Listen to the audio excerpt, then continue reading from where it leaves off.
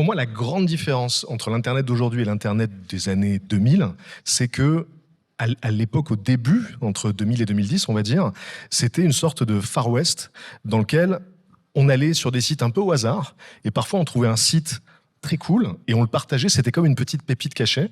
Et aujourd'hui, les sites sont toujours présents, mais plus personne n'y va. En fait, on ne quitte jamais les réseaux sociaux.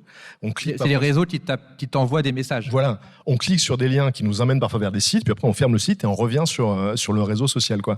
Donc j'ai l'impression finalement qu'on tourne autour de 3-4 gros sites qui sont des réseaux, et il n'y a plus ce côté exploration comme ça du Far West d'Internet. Et surtout avant, c'était des humains qui t'envoyaient des vidéos, qui te disaient « Hey, regarde ça, c'est intéressant ». Tu dis « Ah mais oui, je l'aime bien cet humain ».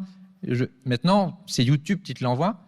Mais c'est vrai qu'aujourd'hui, les algos font que on nous recommande des choses qui sont censées nous plaire. Alors souvent, ça tape juste, mais ça nous empêche de découvrir des trucs vers lesquels on ne serait pas allé spontanément. Et un tips que je conseille, sur YouTube notamment, c'est de se déconnecter. Si vous avez un compte YouTube, vous vous déconnectez et vous allez sur YouTube. Et là, vous aurez des recos qui ne correspondent pas du tout à qui vous êtes. Et vous allez peut-être découvrir des chaînes comme ça.